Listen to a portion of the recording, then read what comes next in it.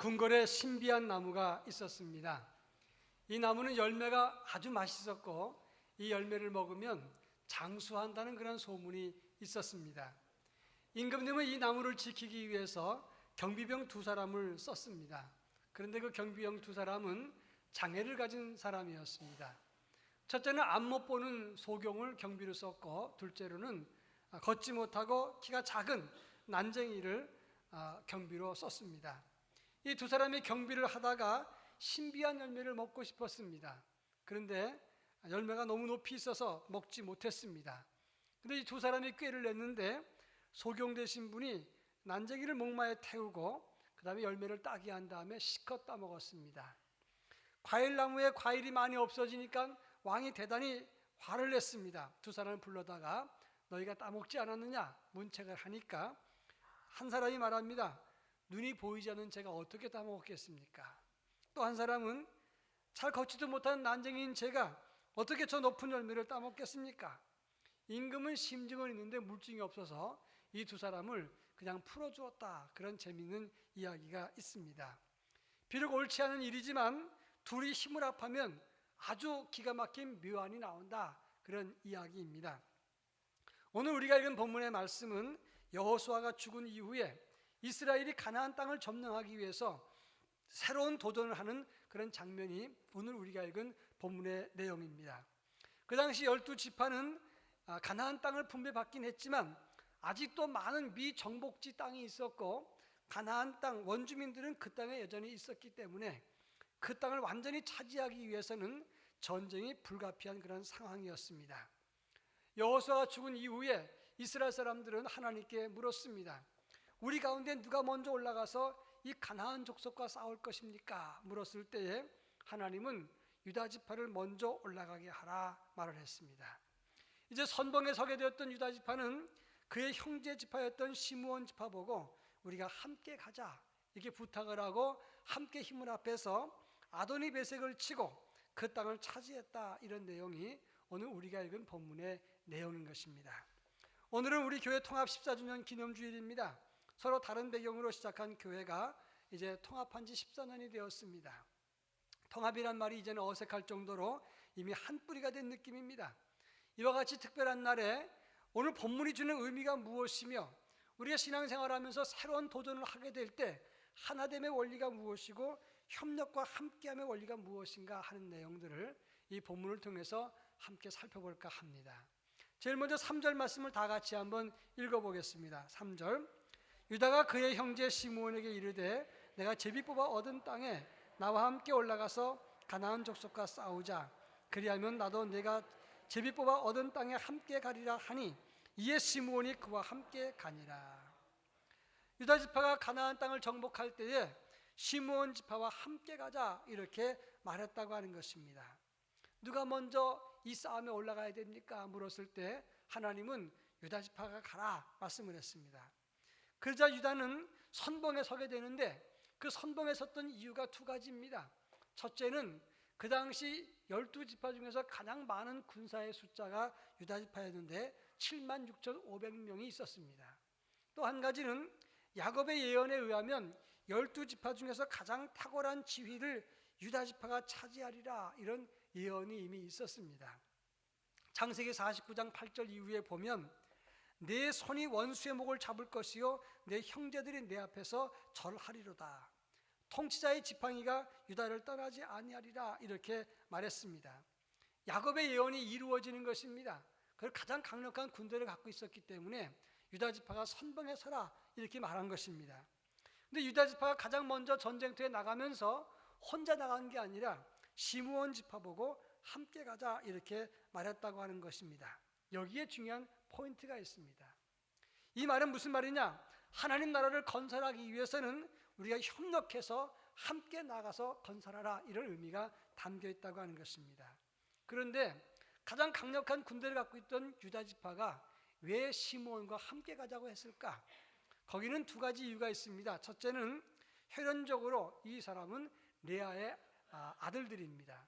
그리고 유다 지파 가장 옆에 시므온 지파가 땅을 분배받았기 때문에 그래서 아마 함께 가자 그러지 않았는가 보는 것입니다.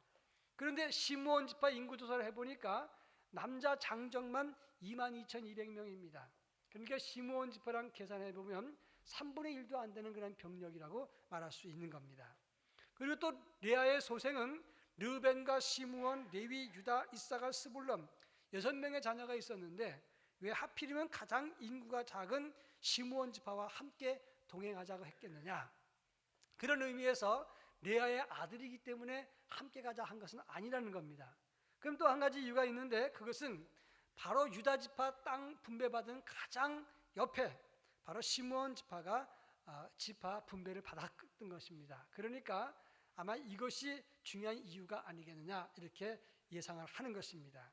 다시 말해서 하나님 나라 확장을 위해서는 가장 가까이 있는 사람들이 힘을 합하고 협력해서 하나님의 역사를 이루어야 된다.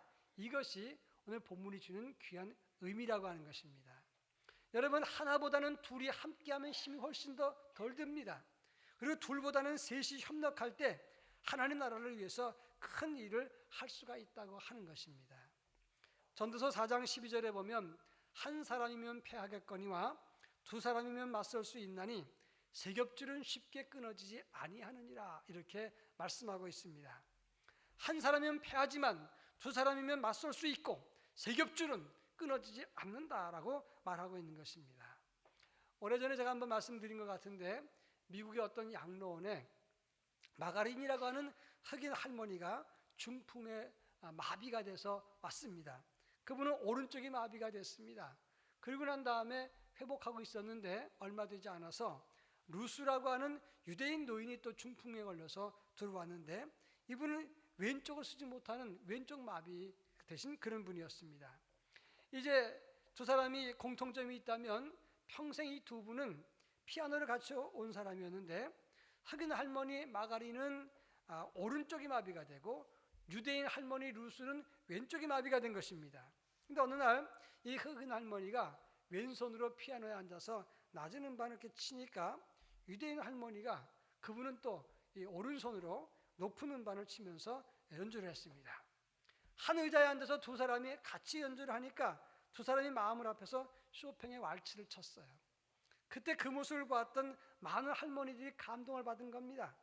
마비되고 쓰러졌었지만 둘이 공통적인 그런 특징을 가지고 함께 했을 때 아름다운 곡을 연주하는 걸 보고 야, 우리만 볼 것이 아니라 다른 양로원에 가서 연주를 하자.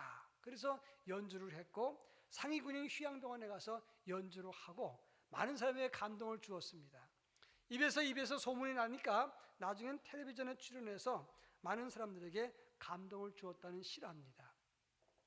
비록 몸은 망가졌고 마비되고 쓰러졌어도 함께하면 얼마든지 큰 일을 도모할 수 있었다 하는 것입니다. 하나님도 마찬가지입니다. 하나님의 일도 우리 혼자 하면 외로울 수 있습니다. 무섭고 두려울 수 있다 그런 말이에요. 마태복음 26장에 보면 예수님께서 겟세마네 동산에서 피땀 흘려 기도하실 때 누굴 데려가셨습니까? 베드로와 야고보와 요한을 데리고 가셨어요. 근데 예수님 말씀합니다. 내 마음이 매우 고민하여 죽게 되었으니 너희는 여기 머물러 나와 함께 깨어 있으라 기도 부탁을 합니다. 근데 이 세 제자는 어떤 사람입니까? 그날 밤에 잠을 이기지 못하고 3번이나 예수님이 깨워야 될 정도로 깊이 잠들었던 그런 실패하는 사람이었습니다. 그런데 예수님은 왜 하필이면 그렇게 잠 많은 그 세 사람에게 부탁을 했을까? 이 말은 그만큼 혼자 서는 것이 고독하고 힘들었다 이 말씀입니다. 마찬가지입니다. 우리가 주의 일을 할 때 또는 인생 살아갈 때 혼자 하면 고독하고 외롭고 힘들고 두려울 수 있습니다. 그러나 함께하면 그리고 서로 협력하면 더 큰 일도 감당할 수 있게 된다 그런 말씀입니다. 그런 의미에서 교회는 어떻게 시작했든지 주의 일에 하나 되기 위해서 힘을 써야 되는 것이고 언제 사람들이 들어왔든지 협력해서 하나님 나라를 함께 건설해 가야 된다 그런 말씀이에요. 어떤 경우는 오래된 사람만 일하는 것, 어떤 사람은 새로 들어온 사람이 일해야 된다는 것 그런 게 없어요. 모든 사람들이 다 협력해서 하나님의 나라를 위해서 힘을 모아야 된다 그런 말씀인 것입니다. 얼마 전에 코리아 헤럴드 사설에 보면 한 논문을 인용해서 우리나라 가장 큰 손실이 무엇인가에 대한 이야기를 했습니다. 우리나라 갈등 지수가 OECD 국가 27개국 중에서 정치 부분이 제일 꼴찌입니다. 얼마 전까지는 터키가 가장 꼴찌였는데 이제는 역전이 돼서 우리가 정치 분야 제일 꼴찌예요.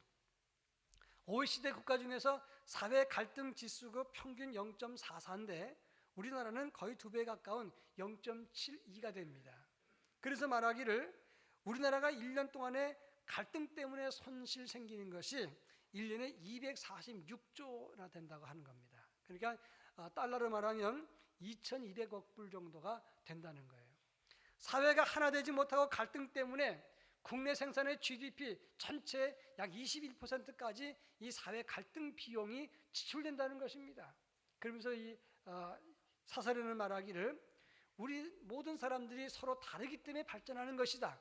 그러나 우리가 조금만 서로 양보하고 하나가 되면 우리나라는 더 강력한 힘을 가질 수 있는 나라가 되는데 그게 정말 아쉽다라고 이야기했다고 하는 것입니다. 교회도 마찬가지입니다.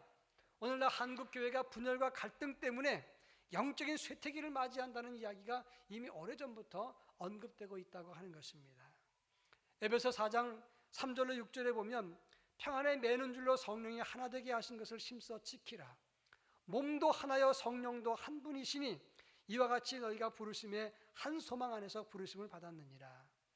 주도 한 분이시요 믿음도 하나요 세례도 하나요 하나님도 한 분이시다라고 성경은 말씀하고 있다고 하는 것입니다. 복음 안에서 복음을 통해서 예수 십자가를 통해서 하나님과 우리가 하나 되고 온 세상의 교회가 하나 되고 너와 내가 하나 된 그런 상황에서 우리도 예수 그리스도 안에서 성도와 교회가 주의 일에 하나 될 수 있어야 된다 하는 것입니다. 주 안에 하나 되는 교회가 될 수 있기를 주의 이름으로 축원합니다. 자, 그렇다면 오늘 4절부터 6절까지 말씀을 보면 둘이 협력했을 때 어떤 역사가 이루어지는가 이 사실을 알 수 있다고 하는 것입니다. 4절부터 6절까지 한 절씩 교독합니다. 4절 제가 읽습니다. 유다가 올라가매 여호와께서 가나안 족속과 브리스 족속을 그들의 손에 넘겨주시니 그들이 베색에서 10,000명을 죽이고 또 베색에서 아도니 베색을 만나 그와 싸워 가나안 족속과 브리스 족속을 죽이니 아도니 베색이 도망하는지라 그를 쫓아가서 잡아 그의 엄지손가락과 엄지발가락을 자르매. 오늘 본문의 말씀을 보면 유다와 시므온 지파가 함께 전쟁터에 올라와서 베색에서 10,000명을 죽였다라고 성경은 말씀하고 있습니다. 또 아도니 베색을 만나서 그의 엄지손가락과 발가락을 잘랐다 그랬는데 이 아도니 베색이라 하는 이름은 사람 이름이 아닙니다. 이 말은 베색의 우두머리, 베색 지역의 왕이라 그런 뜻이에요. 애굽 왕을 바로라고 하고 그 다음에 블레셋 왕을 아비멜렉이라고 합니다. 그러면 베색 왕은 아도니 베색이 되는 것입니다. 그런데 그 7절에 보면 전에 이 아도니 베색이 가나안 땅에 있던 70명 왕을 굴복시키고 그들의 엄지손가락과 발가락을 자르고 자기 상 아래서 먹을 것을 줍게 만들었다라고 성경에 말씀하고 있는 것입니다.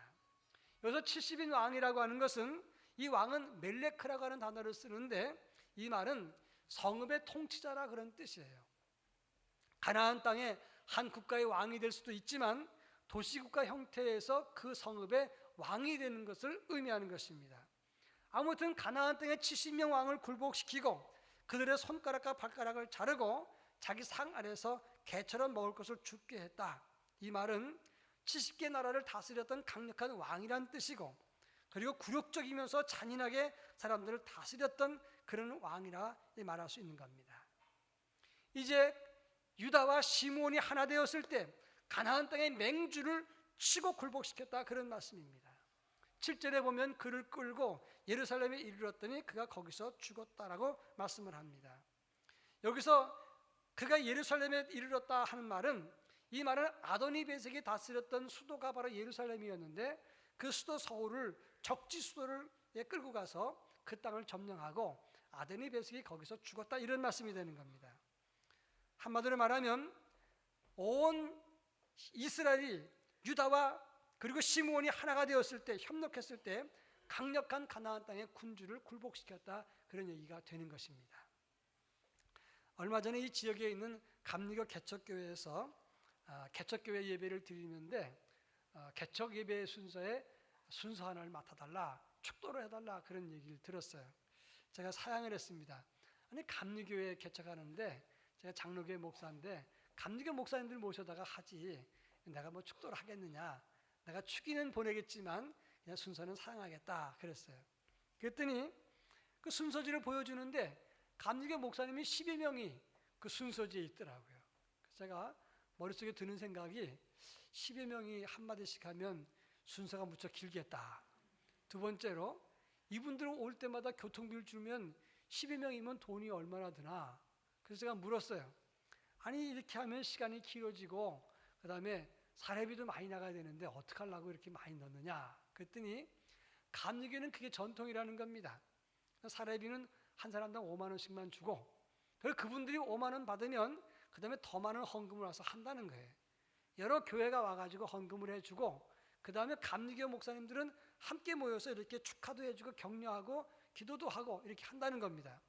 그래서 전도지 한 장을 보여주는데 그 전도지, 요만한 전도지 안에 일산에 있는 감리교 교회가 다 들어가 있어요. 자기네 교회 전도지가 아니라 감리교 전도지인데 거기에 보니까 일산 지역에 있는 교회 이름이 교회 이름과 목회자의 이름, 주소, 전화번호, 홈페이지 다 기록됐는데 제 눈엔 잘 보이지도 않아요. 일산에 있는 감리교에 다 적었으니까 얼마나 많겠습니까? 그런데 그걸 보면서 제가 느낀 게 뭐냐면 이게 비효율적이지만 참 잘하는 일이다라고 생각을 했어요. 왜냐? 하나님의 교회는 예수님의 교회입니다. 그 교회가 협력해서 큰 역사를 이루어야 우리는 세상에서 승리할 수 있다 그런 말씀입니다. 우리가 이 사사기를 조금 더 길게 쭉 읽어보면 나오겠지만 이 가나안 땅에 들어가서 정말 효과적으로 가나안 땅을 점령하고 차지한 사람들이 누굽니까?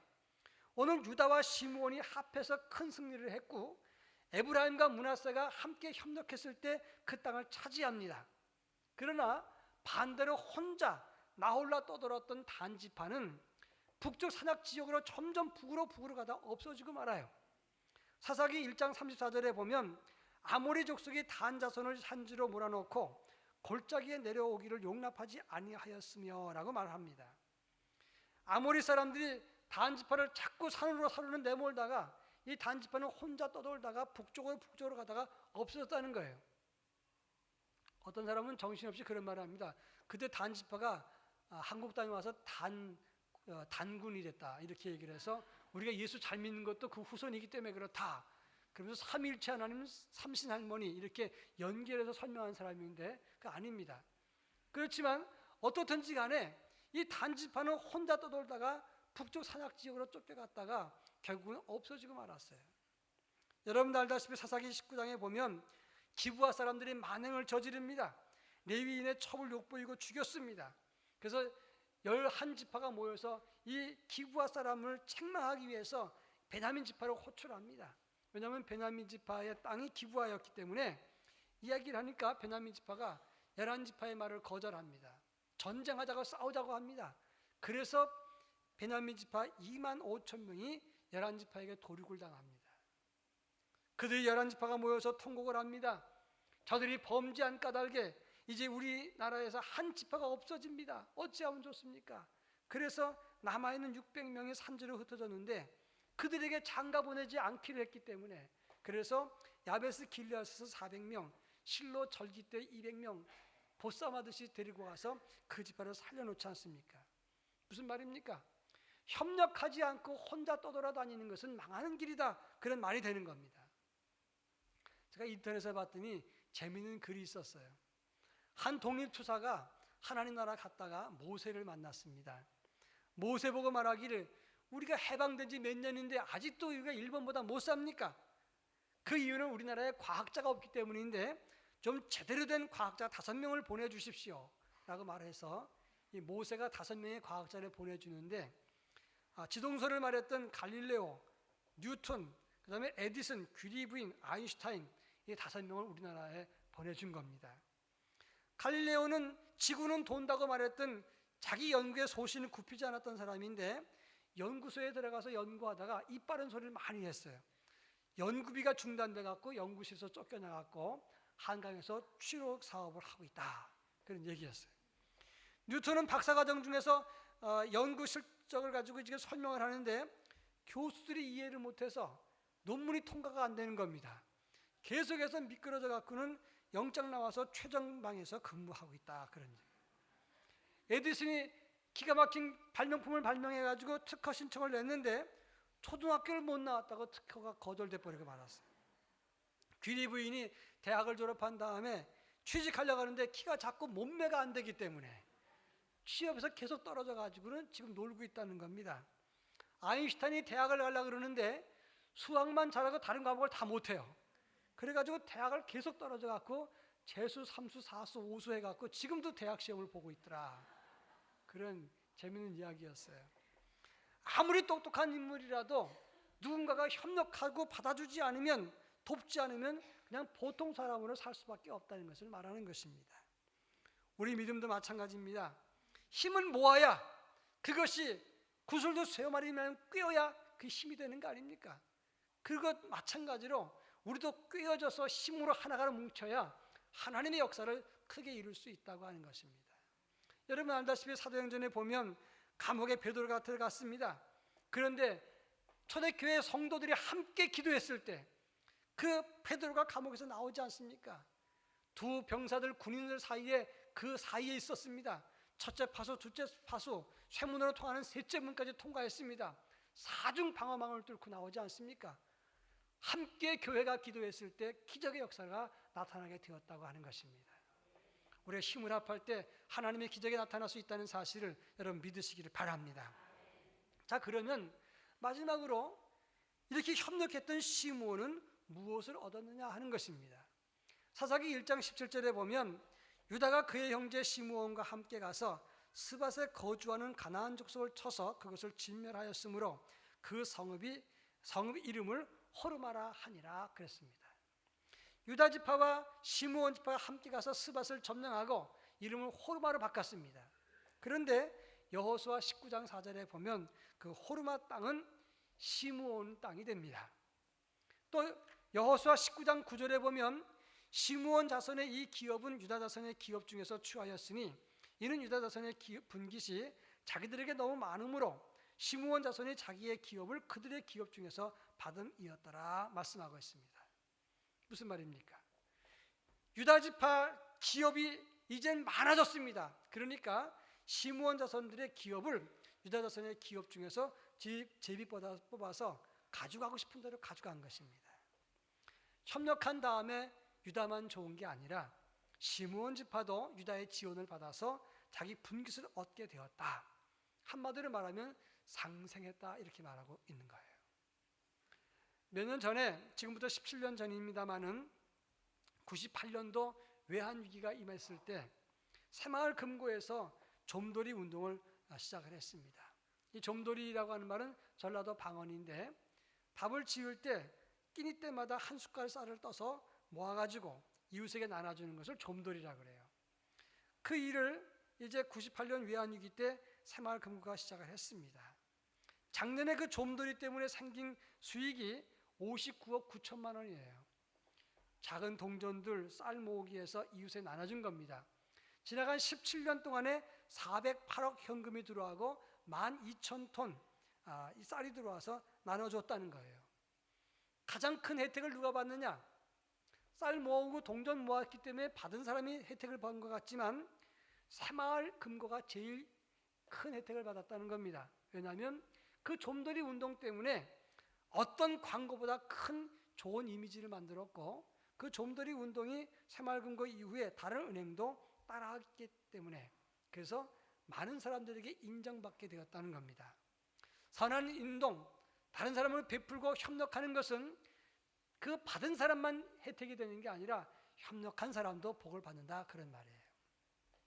사도행전 13장에 보면 안디옥 교회에 선지자들과 교사들이 있었으니 바나바와 니게르라고 하는 시므온과 구레네 사람 루기오와 분봉왕 헤롯의 젖동생 마나엔과 그리고 및 사울이라 말하고 있습니다. 여러분 사울, 바나바 다 아는 사람이지 않습니까? 바나바는 돈이 많았지만 예루살렘 교회에 헌신적이었던 마리아의 동생이었어요. 마가 요한의 삼촌입니다. 그분들은 헌신했던 초대교회 헌신자였습니다.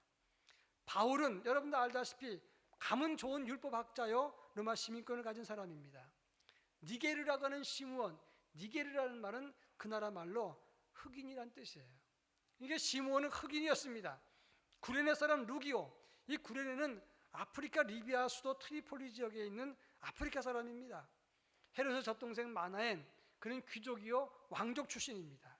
자, 5명 바나바, 시므온, 루기오, 마나엔, 사울, 이 5사람이 다 다른 사람입니다. 2사람은 아프리카 사람이고 흑인일 가능성이 많아요. 그런데 이런 사람들이 어떻게 하나 됩니까? 그러나 그들이 하나 되어서 협력했을 때 예루살렘 교회도 못했던 첫 번째 선교사를 파송해서 기독교를 세계화시키는데 공헌하게 되었다고 하는 말씀입니다. 하나가 될 때에 큰 역사를 이룰 수가 있는 것이고 그 혜택은 그들 모두가 보는 것이고 그리고 모든 것이 하나님의 역사를 일으키는 역사를 나타낸다, 그런 말이에요. 세상에서 협력하면 어느 한쪽만 좋을 수 있지만 하나님 나라를 위해서 협력하는 것은 결코 사라지지 않는다는 사실을 알아야 되는 것입니다. 세계적인 목회 상담 심리학자 하워드 크라인벨이라고 하는 말은 말하기를 교회는 오케스트라 같은 것이다. 서로 다른 음색들이 다 모였지만 그러나 지휘자의 그 지휘에 따라서 오케스트라가 협력할 때 아름다운 그런 곡이 나오는 것처럼 나 혼자 잘 분다고 나팔만 계속 불어대면 연주는 망가지는 것이다. 지휘자에게 하나 되는 것처럼 예수 그리스도 안에서 하나 될 때 교회는 아름다운 염주를 할 수 있게 된다. 그리고 협력할 때 나만 잘 되는 게 아니라 모두가 잘 된다라고 말씀을 했다고 하는 겁니다. 시오노 나나미가 쓴 로마인 이야기란 아주 역작이 있습니다. 참 재미있는 책인데 그 로마인 이야기에 스파르타와 로마의 비교한 대목이 나옵니다. 세계 역사상 가장 강인한 군인을 갖고 있는 데가 스파르타였다는 거예요. 어릴 때부터 추운 데서 혹독하게 훈련을 시키고 부모를 떠나서 그리고 맹수 속에서 키워내는 아주 정예 군대가 스파르타 군인이에요. 근데 가장 강력한 군대를 갖고 있는 스파르타가 역사 속에서 짧아요. 그런데 상대적으로 강인한 민족이 아닌 로마가 오래도록 역사를 지배하는 이유가 뭐냐, 그 비교를 썼어요. 스파르타는 강인한 나라이기 때문에 전쟁에서 패하는 것을 용납하지 않았습니다. 전쟁에 패한 장수는 책임을 물어서 사형을 시켰어요. 하도 많은 사람이 죽으니까 나라를 이끌어갈 지도자가 없었어요. 그래서 역사가 빨리 끝났다는 겁니다. 그러나 로마는 전쟁에서 패배한 장수에게도 기회를 주었습니다. 전쟁에서 패배한 것은 이미 수치와 고통인데 또 다른 고통을 줄 필요가 있겠느냐? 다만 회복할 기회를 주라. 그랬을 때 로마 군인들은 더 충성하면서 명예회복을 위해서 애썼다는 겁니다. 그래서 로마가 더 오래도록 세상을 지배했다, 그런 얘기예요. 지금 우리 옆에 있는 사람들, 우리 가족들, 우리 성도들 나보다 못할 수 있습니다. 그렇지만 기회를 주고 협력하고 하나 되면 그러면 큰 역사를 이룰 수 있다고 하는 것입니다. 예수 그리스도의 십자가가 무엇입니까? 하나님과 인간 우리 사이를 연결하셔서 하나가 되게 하신 사건이 바로 십자가 사건이고 이것이 복음의 핵심입니다. 하나됨의 원형이 예수 그리스도의 십자가에 있다고 하는 것입니다. 이 복음으로 하나 되는 역사가 나타날 때 큰 기적을 일으킬 수가 있게 되는 것입니다. 새로운 시대, 가나안 땅을 정복하기 위해서 새롭게 일어서는 그 첫 출발에 유다는 시므온과 함께 했습니다. 앞으로 새 시대를 열어가는 우리 모두가 유다처럼 우리도 하나 되어서 하나님의 큰 역사를 이루는 그런 믿음의 교회가 될 수 있기를 축원합니다. 기도하겠습니다.